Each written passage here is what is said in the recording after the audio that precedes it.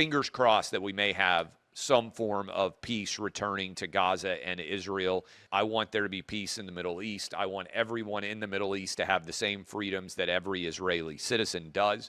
And I hope that President Trump is able to get those hostages back. And I hope that some of the people out there that are such zealous attackers of President Trump, that have spent a decade labeling him as Hitler, that have spent a decade saying that anyone who votes for Donald Trump is a Nazi.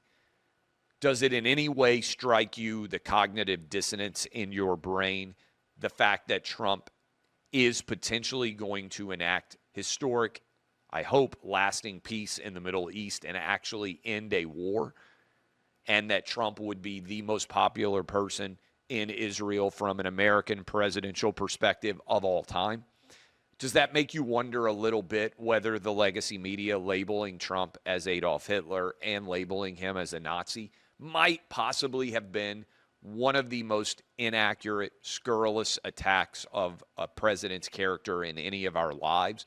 Would that make you think to yourself, hey, wait a minute, I've been arguing about being on the right and wrong side of history, and it turns out in being against Trump and his supporters, I'm actually the bad guy.